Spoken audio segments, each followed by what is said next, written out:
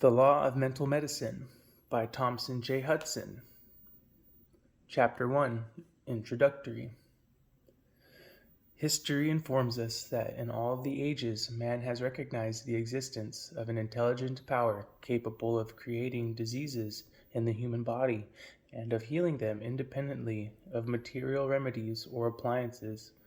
This power, being invisible and intangible, was very naturally referred to mental or spiritual agencies, good or bad, beneficent or malevolent, as the symptoms in each particular case seem to indicate. In the early days, spirits of health and goblins damned seem to have peopled the circumambient air in vast numbers and about equal proportions. One host revisited the glimpses of the moon, with intents decidedly wicked, the other with those that were purely charitable. One brought blasts from hell, the other breathed airs from heaven. One sent forth plague and pestilence, the other shed healing from its wings. For untold ages these invisible agencies, good and bad, seem to have been practically the only ones held responsible for the existence of disease or credited with the power of healing the sick. Naturally, the greatest efforts of men, so beset by the conflicting forces surrounding them, were employed in devising ways and means for thwarting the efforts of the evil spirits and for conciliating those that were good. Hence the innumerable recipes for those purposes which history informs us were in common use among our remote ancestors.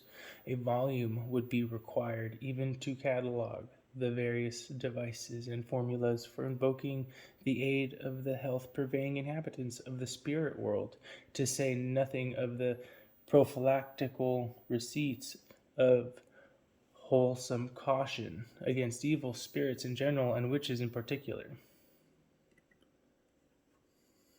Such a volume, compiled from all available sources, would be of incalculable value to science, for it would show that not only our ancestors, savage, semi-civilized, and civilized, were filled with such superstitions, but that all primitive peoples have had and still have the same generic ideas, and that they practice generically the same methods of healing the sick. What is of still greater importance, it would show that all the facts of spiritual or mental healing among primitive peoples of all the ages are easily correlated not only with each other, but with many of the methods now in vogue in the most highly civilized nations. That is to say, many of the modern theories of causation are mere survivals of ancient superstitions, and some of them differ from the latter only in the more accentuated and grotesque imbecility of the later theories of causation. More important still is the fact that the records show that under all systems, ancient and modern, many marvelous cures have been effected, some of them seemingly miraculous. This fact, to the inductive scientist, is pregnant with significance, for it is demonstrative that the whole subject matter is under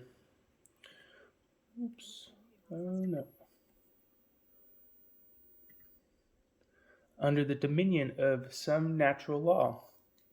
The scientist reasons thus: here is a vast congeries of phenomena to be accounted for.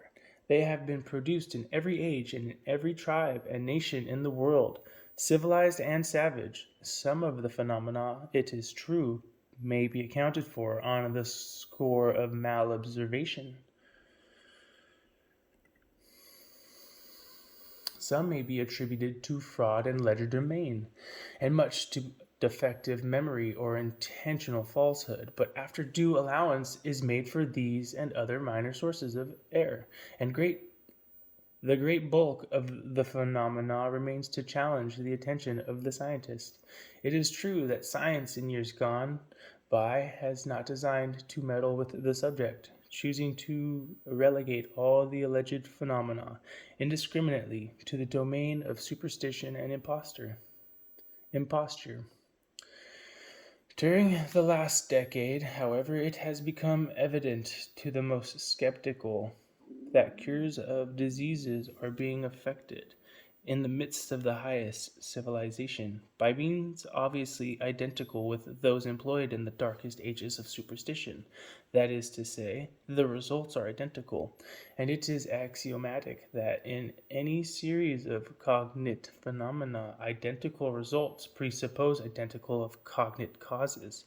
Hence it is that when, as in mental healing, uniform results are reported from widely separated localities, from all races and conditions of mankind during all the ages, ancient and modern, the true scientist knows that there must be a basis of truth underlying the whole subject, and that all the phenomena are referable to some one generic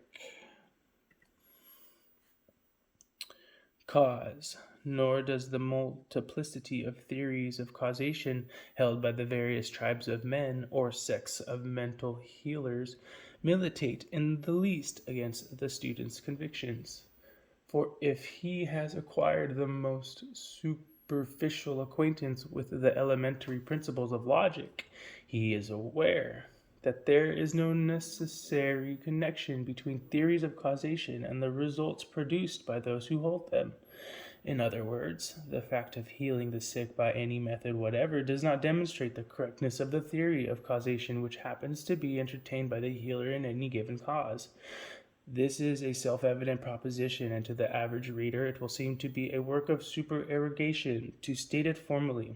But it must be remembered that there are vast numbers of mental healers in this and other highly civilized countries whose theories of causation are more fantastic, not to say idiotic, than those of any savage tribe of which history informs us, and that they firmly and fervently believe and proclaim that their theories are demonstrated to be true by the fact that they heal the sick.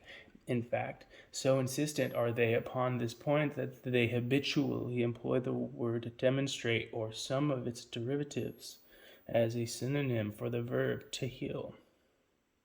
Every act of healing, in other words, is a complete demonstration of the truth of the hypothesis which the healer happens to entertain. It is perhaps superfluous to add that if this were true of one system of mental healing, it would be true of all. Hence, the North American Indian, whose theory of disease is that it is caused by the infernal machinations of evil spirits, and whose therapeutic agencies consist in frightening away said evil spirits by means of hideous noises and a diabolical makeup, has the same logical right to claim that successful healing by his system is demonstrative of the correctness of his theory of disease, as well as of the scientific value of his methods of healing. What is true of the North American Indians' hypothesis is true of all theories of disease and all therapeutic agencies in Christian or in heathen lands. For as before remarked, the one salient fact that correlates all systems of mental medicine is that they all heal the sick. It is this one fact that challenges the attention of science. It appeals to the anthropologist because the beliefs of mankind, whether true or false, constitute an important branch of his curriculum of studies. It is of infinite interest and importance to the therapeutist because it is demonstrative that in some way the state of the mind of the patient is an important factor in the diagnosis and treatment of disease.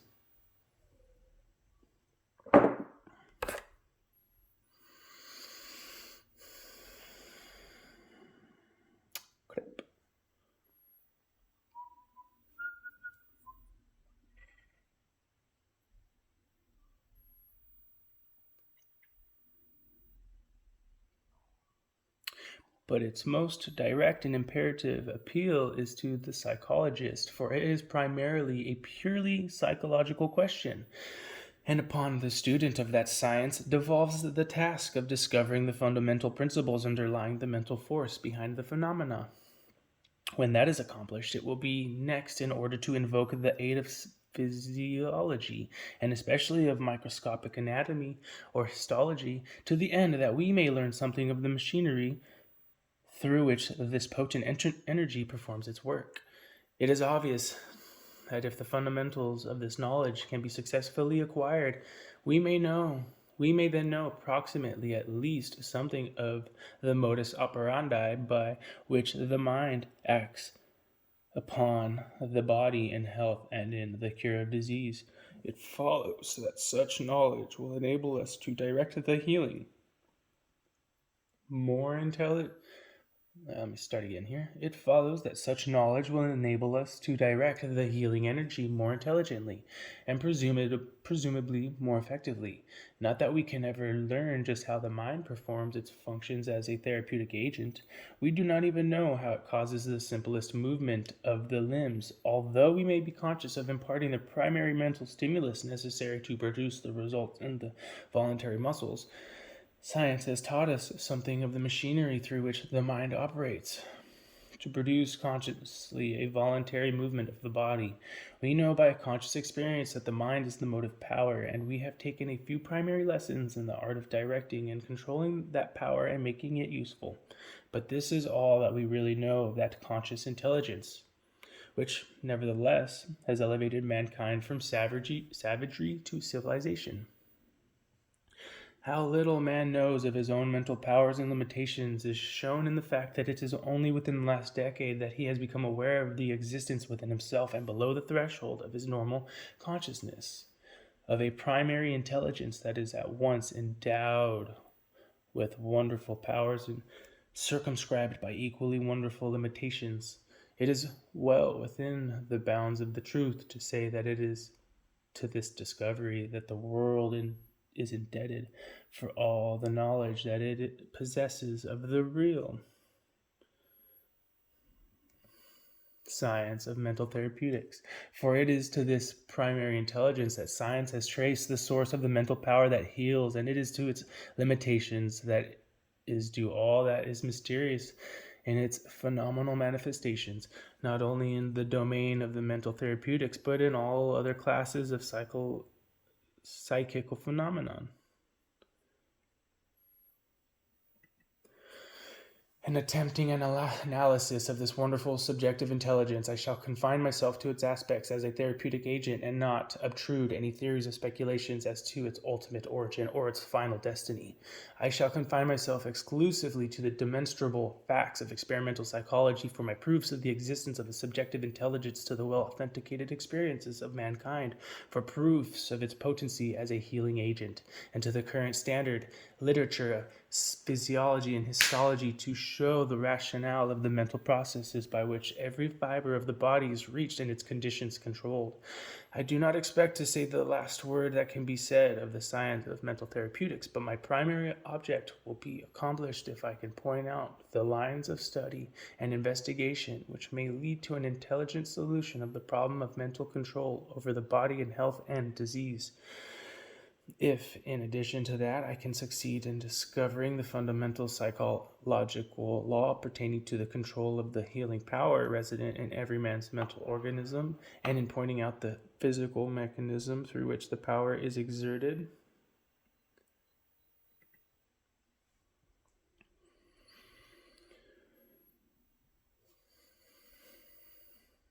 dang it.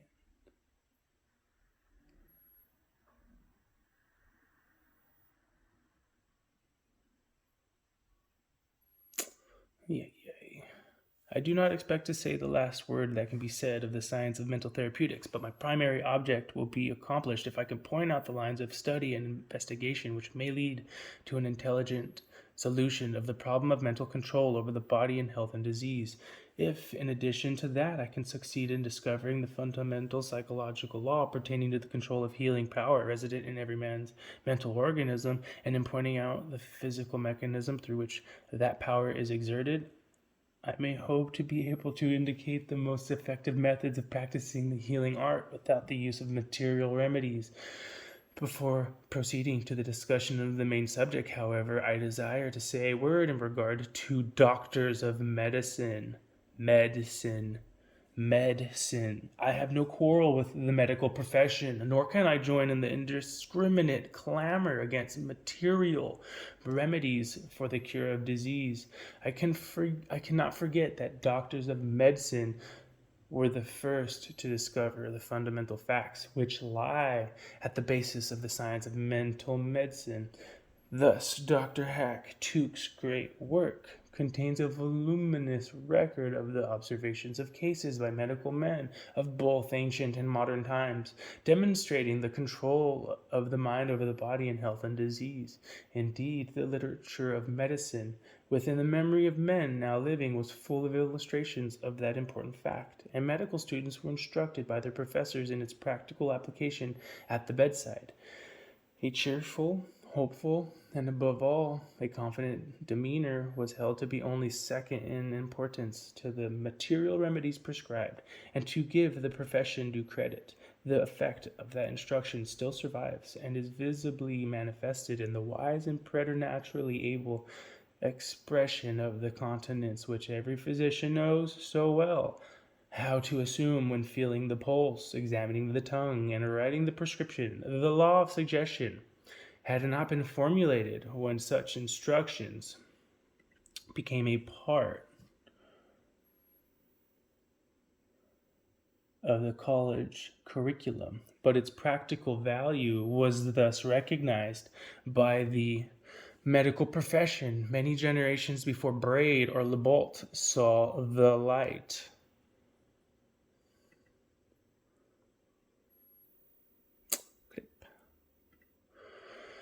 And the medical doctor who first prescribed a placebo under the guise of a specific and noted its wonderful curative powers took the first great step in demonstrating the therapeutical value of a larvated suggestion.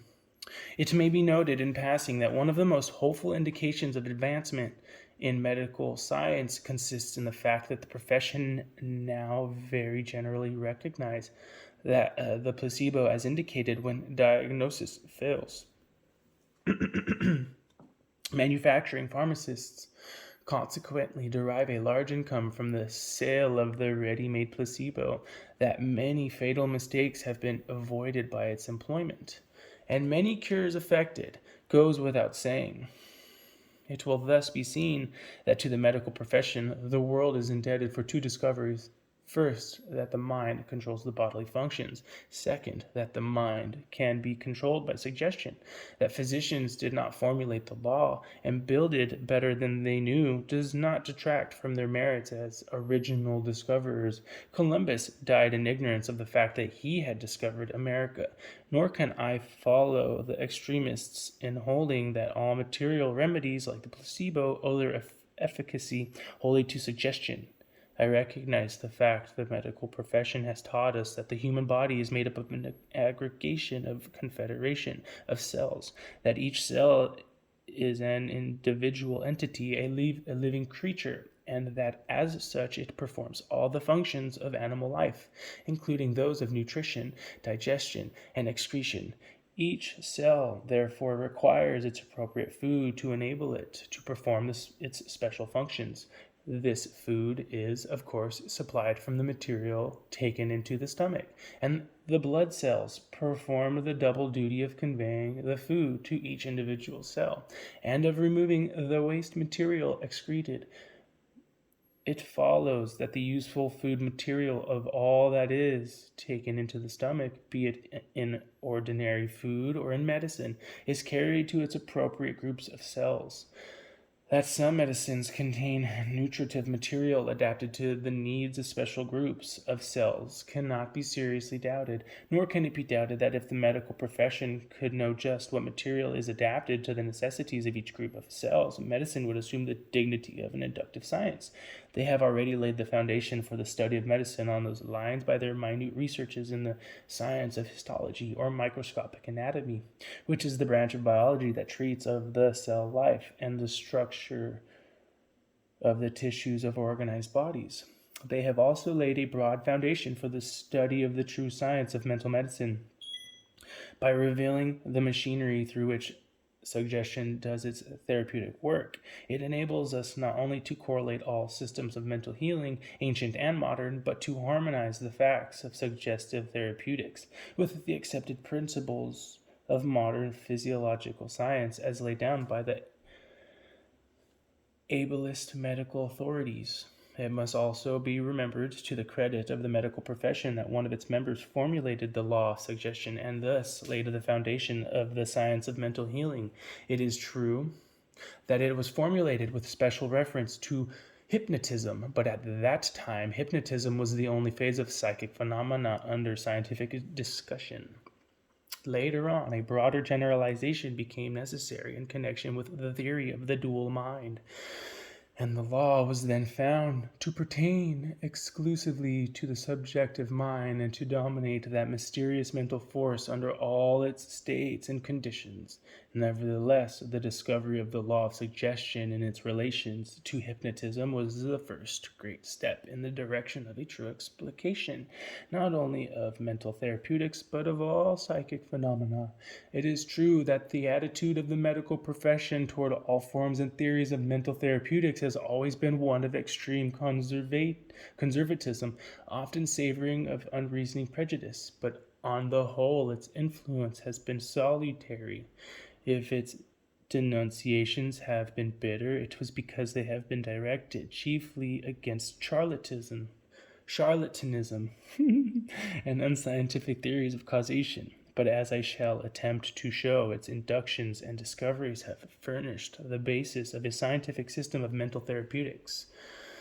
It will now be seen that I am not able to wage a warfare against the medical profession, nor upon drugs and medicines, nor upon any of the so-called systems of mental therapeutics, but much less upon the well-ascertained facts of physiological science. It is a truism of science that in the investigation of any subject, no fact can safely be ignored that pertains directly or indirectly to the subject matter, for no fact in nature is inconsistent with any other fact. If therefore it is true that the mind controls the bodily functions in health and disease, the facts of physiological science will at least harmonize with the proposition and perchance reveal approximately something of the methods and machinery by which this control is effected. In other words, psychology and physiology necessarily touch upon each other somewhere, and it is the object of this book to suggest tentatively a line of study by which the facts of both sciences, so far as they relate to mental therapeutics, may be correlated and reduced to something like scientific coherency. An exhaustive treatise is, of course, impossible within the limits prescribed, but if I can induce abler men to test the value of my suggestions, I am not without hope that a truly scientific system of psychotherapeutics may eventually be evolved, which will harmonize all the facts of human experience that pertain to the subject matter. I shall treat of the psychological aspects of the question, secondly, of the psychophysiological, and thirdly, of the methods of practice, which suggest themselves in view of all the facts developed